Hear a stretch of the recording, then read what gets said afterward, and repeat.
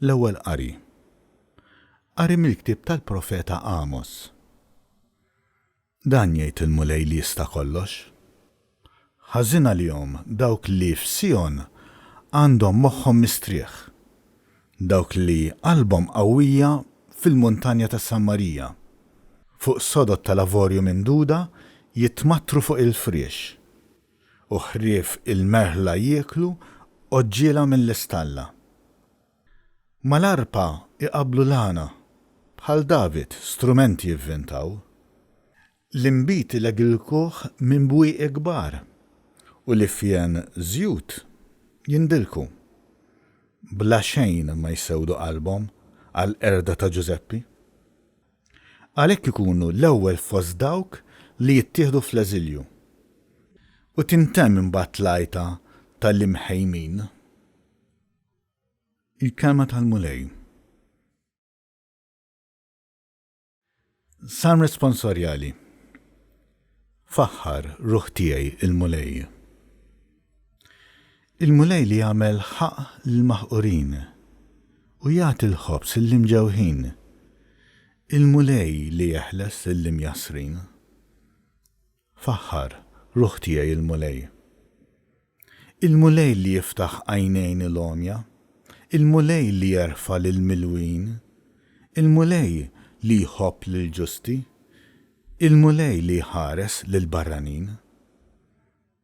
Faħħar ruħ tiegħi il-mulej. Il-mulej jżomm lill-iltim u lill-armla, imma lil-ħżiena jħarbtilhom triqathom. Il-mulej jisaltan għal dejjem, Alla tiegħek Sion, minn nisel għal nisel. Faħħar ruħ tiegħi il-mulej. It-tieni qari. Qari mill-ewwel ittra ta' San Pawl Apostlu lil Timotju. Inti bniedem ta' Alla. Fittex li jkollok il-ġustizzja, it-tieba, il-fidi, l-imħabba, is-sabar, il-ħlewwa. Tqabad it-taqbida tajba tal-fidi. Qis li tirbaħ il-ħajja ta' dejjem li għaliha kont imsejjaħ u li tagħha għamilt l-istqarrija sabiħa quddiem ħafna xhieda. Inwissik quddiem Alla li jagħti l-ħajja lil-ħlejjaq kollha u quddiem Kristu Ġesu li xehed u għamel l-istqarrija sabiħa quddiem Ponzu Pilatu. Inwissik biex tħares l-istruzzjonijiet li rċivejt u żżomm ruħek bla teba u bla ħtija sa jum id-dera ta' Sidna Ġesu Kristu li għad jurija f'waqta. Dak li hu il-ħieni u waħdu setani, is-sultan ta' Slaten u s-sid ta' Sidien li hu biss ma jmut qatt u jammar f'daw li ħadd ma jista' jeħsaq leħ u li ebda bniedem qatt ma rah u anqas qatt ma jista' jarah lilu ġieħu seta' għal dejjem. Amen. Il-kelma tal-mulej. Evanġelju.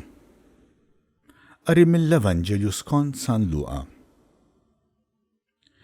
F'dak iż-żmien Ġesu qal lill-Fariżej: Mela kien hemm raġelani jilbes il-porpra u għasel mill-ifjen. L-għena tiegħu kien li kuljum jagħmel ikla mill-aħjar. U wieħed fqir jismu Lażru li kellu ġismu ġerħa waħda kien imur jinxteħed ħdejn il-bib ta' daru biex xewqa li jixba' b'dak li jaqa' mill-mejda tal-għani. Sal-klieb kienu jmorru jilaqgħu l-ġrieħi tiegħu.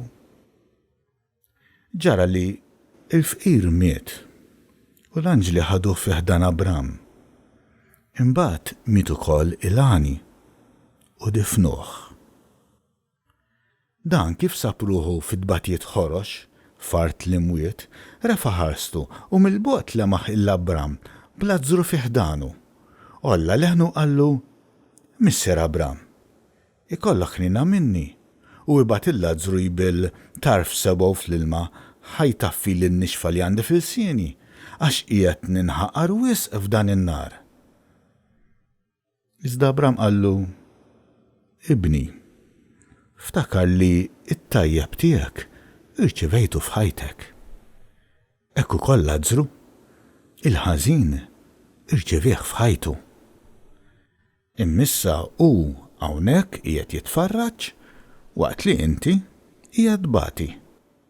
Barra minn dan hemm vojt bla qies bejnkom u bejna biex min ikun irid jaqsam minn hawn għal għandkom ma jkunx jista' u anqas ma jgħaddu minn hemm għal għandna. Għallu Lani, mela nitolbok missier, ibatu f'dar missieri għax għandi 5 taħwa, ħalli jagħmlilhom twissija kif imiss li ma jmorrux huma wkoll jiġu f'dan il-post ta' tbatijiet ħorox. Għallu Abram, għandhom lil Mosè u lil profeti, jisimgħu lilhom. Għallu dak, le missier Abram, imma jekk imur għandhom xi ħadd mill-imwiet jindmu.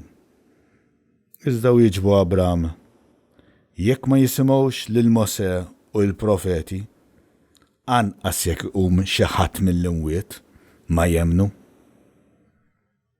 Il-kelma tal-Mulej.